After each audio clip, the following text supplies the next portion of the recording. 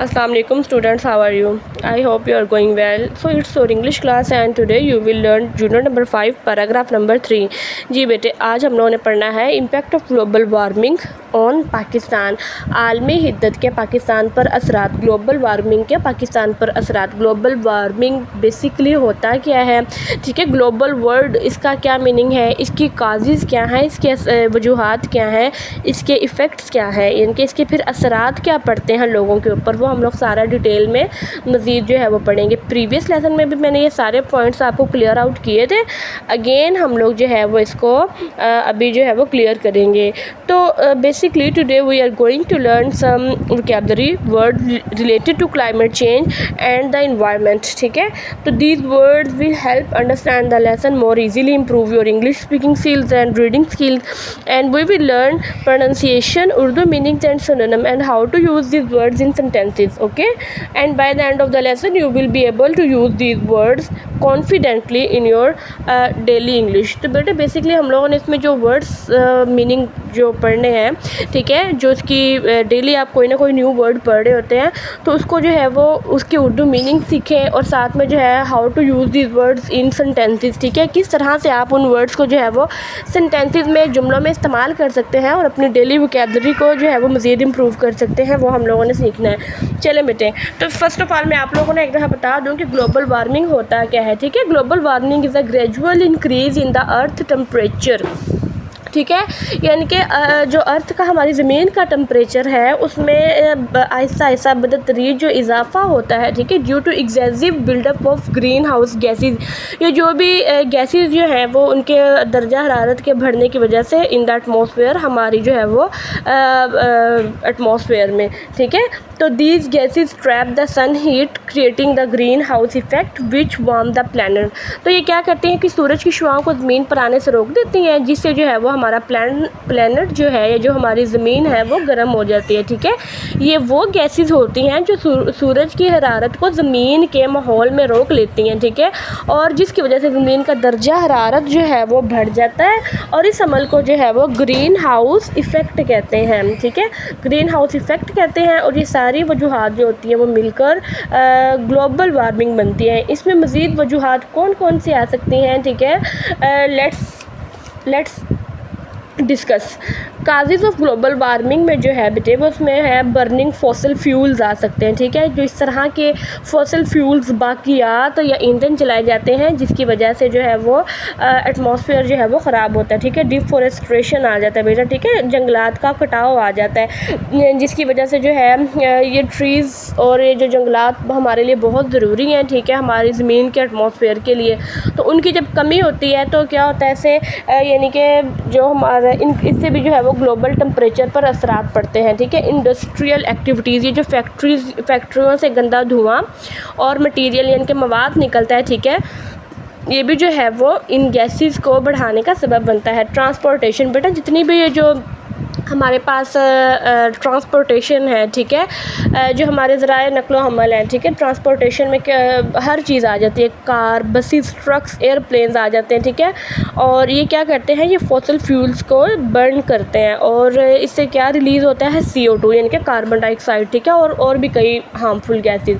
Agriculture बेटा जो है हमारे पास उसमें जो है वो लाइव स्टॉक्स आ जाते हैं, ठीक है। उसमें जैसे कि ये जो फार्म हाउसेस होते हैं, ठीक है, जैसे कि सपोज दैट अब काउज वगैरह हैं तो ये मेथीन गैसेस को रिलीज़ करती हैं ड्यूरिंग डाइजेशन। तो ये भी जो सारा जो है वो मिलकर ग्रीन हाउस गैसेस का या ग्लोबल वार्मिंग का सबब बनता है। वेस्ट डिस्पोजल, जितना भी जो है वो बर्निंग, जब हम जलाते हैं ना इनको, यानी कि कोई भी हमारे पास वेस्ट मटेरियल होता है, जब हम उसको आग लगा देते हैं, उसको जब हम बर्न करते हैं तो ये सारी जो ये जो सारा अमल है इससे भी काफ़ी ज़्यादा जो है वो हार्मफुल गैसेस, काफ़ी ख़तरनाक गैसेस रिलीज़ होती हैं, ठीक है। और उसके बाद है बेटा पॉपुलेशन जो हमारी, और अर्बनाइजेशन, दिन ब दिन हमारी आबादी बढ़ती जा रही है और शहरी आबादी की तरफ जो रुझान है वो बढ़ता जा रहा है, जिसकी वजह से ग्लोबल वार्मिंग को बहुत ज़्यादा जो है वो उसके टेम्परेचर में इजाफा होता है। इसके बड़े असरात क्या होते हैं, थोड़ा थोड़ा मज़ीद हम इसको जो है वो शॉर्टली ब्रीफली हम देखते हैं। इसके असरात क्या होते हैं कि राइजिंग टेम्परेचर, सबसे पहले जो है वो इंटेंस हीट वेव, सबसे इसका क्या होता है कि बहुत ज़्यादा टेम्परेचर में जो है वो दिन ब दिन इजाफा होता जा रहा है, ठीक है। यानी कि जो हमारा टेम्परेचर है वो गर्मी की तरफ बहुत ज़्यादा उसमें इजाफा होता जा रहा है। मेल्टिंग ग्लेशियर्स, ठीक है, हमारे जो ग्लेशियर्स हैं और जो हमारी पोलर आइस है वो पिघल रही है, ठीक है। जो हमारे बर्फ़ानी तोदे हैं, ये जो बर्फ़ का बहुत बड़ा ज़हीरा होता है वो जो है पिघलना स्टार्ट हो रहा है, जिससे क्या हो रहा है कि समुंदर की सतह में इजाफा हो रहा है। और जब हमें पानी की ज़रूरत होती है एट दैट राइट टाइम, फिर हमें पानी जो है वो नहीं मिलता, या आने वाली हमारी नस्लों के लिए, फ्यूचर के लिए ये बहुत बड़ा एक थ्रेट है, ठीक है। मेल्टिंग ग्लेशियर्स जो है वक्त से पहले जो है वो खुद ब खुद ही टेम्परेचर की वजह से ग्लेशियर्स, बर्फ़ के तोदे पिघल जाते हैं, ठीक है। तो नेक्स्ट है बेटे हमारे पास एक्सट्रीम वेदर इवेंट्स, ठीक है। इसमें जो है वो मौसम की जो बदलती सूरत हाल है उसमें हीट वेव्स आ जाती हैं, ड्रॉट्स आ जाते हैं, वाइल्ड फायर्स आ जाती है, ठीक है। अचानक से गर्मी की लहरें, ठीक है, खुद ब खुद ही खुशक साली आ जाती है बेटा, ड्रॉट्स यानी कि, और साथ में है जो जंगलात में खुद ब खुद ही आग लग जाना। और इसके जो असरात हमारे ऊपर क्या पड़ते हैं बेटा, फूड एंड वाटर शॉर्टेज हो जाता है, ठीक है। जब भी हमारे पास फ्लड आता है तो डेफिनेटली उसी काफ़ी ज़्यादा जो है लोगों की ज़िंदगियों पर असरात, इसके इफ़ेक्ट्स बुरी तरह से जो है वो लोग मुतासर होते हैं जब सैलाब आता है, ठीक है। चेंजिंग जो है वो रेनफॉल पैटर्न, जो हमारी बारिश की जो मीन्स के जो एक पैटर्न चला आ रहा है, ठीक है, वो बदल जाता है, और जिससे जो है वो खुशक साली समटाइम और जो है वो फसलों के लिए बहुत ज़्यादा जो है ये नुकसान का बाइस बनता है। उसके बाद जो है फ्रेश वाटर की सप्लाई में कमी हो जाती है, ठीक है, फ्रेश वाटर हमें नहीं मिलता, हेल्थ प्रॉब्लम लोगों के लिए बहुत ज़्यादा आ जाता है, ठीक है। हाई टेम्परेचर जो है वो उससे क्या होता है, हीट स्ट्रोक होता है, डिहाइड्रेशन होता है, रिस्पायरेटरी डिसीज़ यानी कि लू लगना। हीट स्ट्रोक किसको कहते हैं बेटा, लू लगने को, या डिहाइड्रेशन पानी की कमी हो जाती है, या रिस्पायरेटरी डिसीज़ यानी कि सांस लेने में प्रॉब्लम होते हैं। और कुछ जो है वो हमारे पास डिसीज़ ऐसी फैलती है जैसे कि डेंगू हो गया, मलेरिया हो गया, ठीक है। इस तरह की डिसीज़ बहुत ज़्यादा फैलती हैं। इस तरह जो है ग्लोबल वार्मिंग लोगों की ज़िंदगियों में काफ़ी असर जो है वो डाल रहा है, और जो है हमारा इकोनॉमिक जो है वो लॉस हो जाता है, ठीक है। हमारा जो बेसिक इंफ्रास्ट्रक्चर होता है, लोगों के घर तबाह हो जाते हैं, उनके फार्म हाउसेस तबाह हो जाते हैं, जो रोड्स हैं बेसिकली जो हमारी सड़कें हैं वो भी जो है वह फ्लड जब आता है, जब भी सैलाब आता है तो बुरी तरह से मुतासिर होता है। और कोई भी फिर लो इकोनॉमी रखने वाला कोई भी कंट्री है उसके लिए बहुत ज़्यादा फिर जो है वो प्रॉब्लम क्रिएट होता है, ठीक है बेटा। ये थोड़ा सा हम लोगों ने जो है वो इसको किया। तो पाकिस्तान जो है बेसिकली उन ममालिक में शामिल है जो मौसमियाती तब्दीलियों की वजह से बहुत ज़्यादा मुतासिर होते हैं, और दूसरे ममालिक, ठीक है, ऑन द कंट्रेरी जो कि थोड़े तरक्की याफ्ता हैं, ठीक है। तो बेटा इसमें हम लोगों ने पढ़ा कि काज़ीज़ क्या हैं, ठीक है, इसकी वजूहात क्या हैं बेटे, फिर हम लोगों ने पढ़ा इसके असरात लोगों पर क्या क्या जो है वो होते हैं। अब हम लोगों ने पढ़ना है इस पैराग्राफ में जितने भी वर्ड्स मीनिंग उनके सिनोनिम्स हम लोगों ने पढ़ने हैं, ताकि आप लोगों की वोकैबुलरी में इजाफा हो सके। और इन्हीं वर्ड्स का इस्तेमाल करते हुए, सिनोनिम का इस्तेमाल करते हुए हम नेक्स्ट जो है वो इसकी ट्रांसलेशन करेंगे, और सिनोनिम आपको जो है वो 5 मार्क्स के आएंगे आप लोगों के टेस्ट में, ठीक है। उसमें आप लोगों ने MCQs की फॉर्म में आएंगे।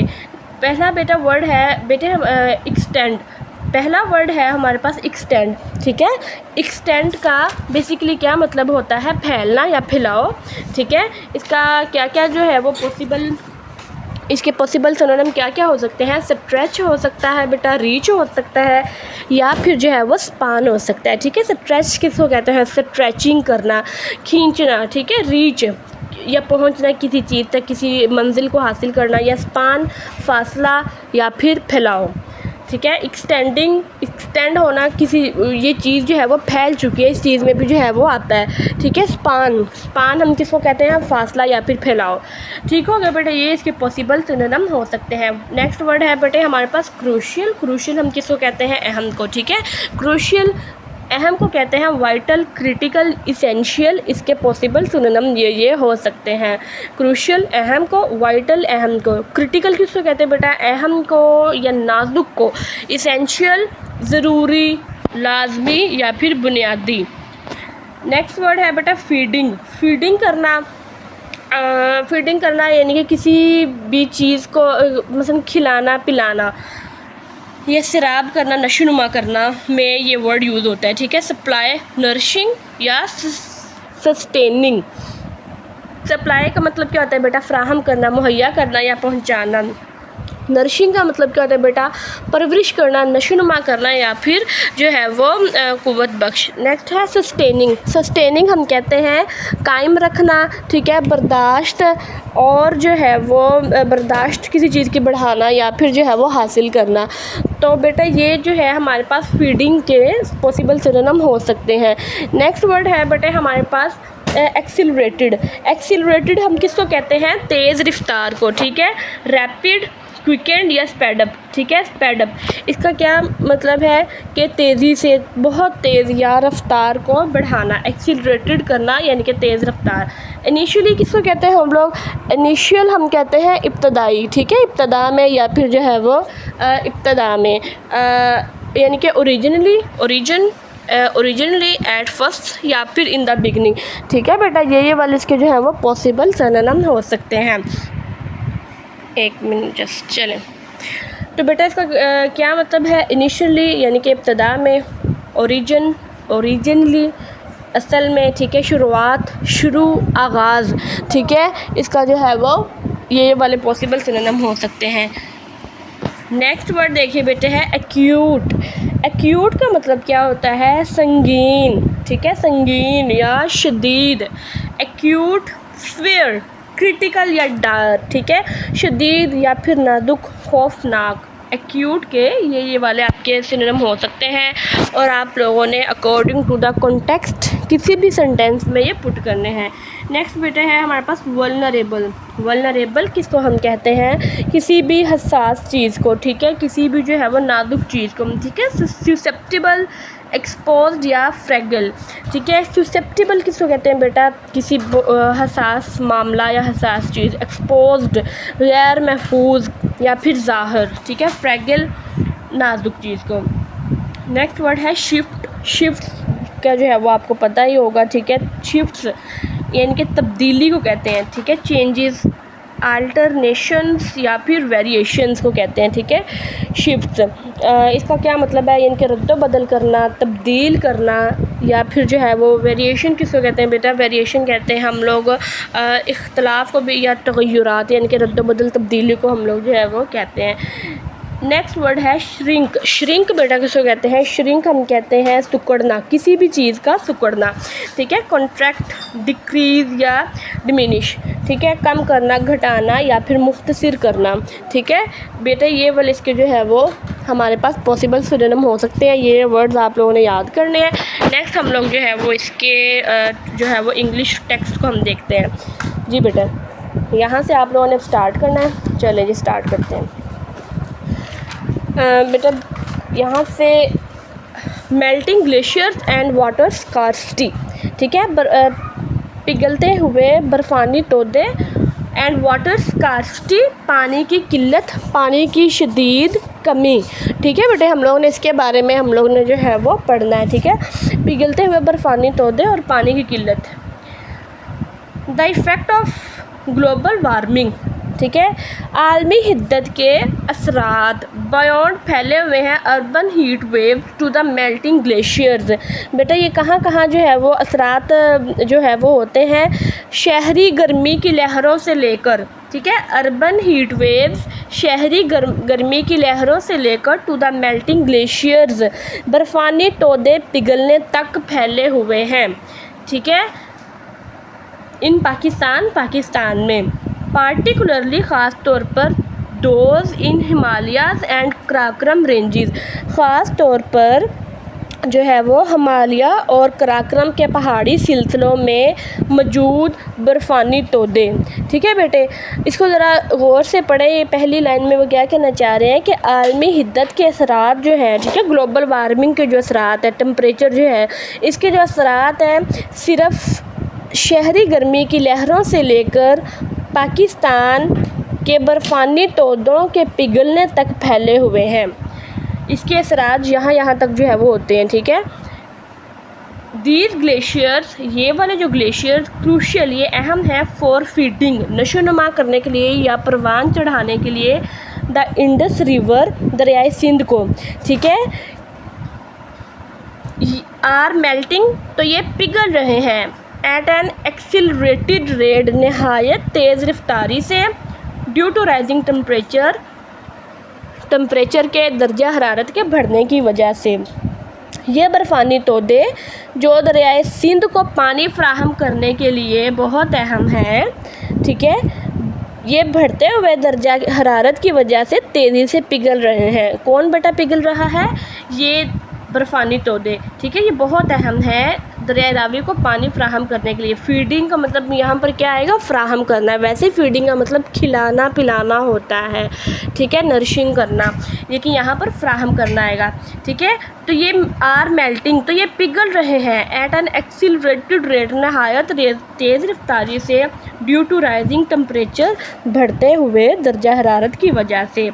ठीक हो गया बेटे? इंटरेस्टिंग है, ज़रा गौर से पढ़ेंगे तो आपको फ़ौरन से याद हो जाएगा।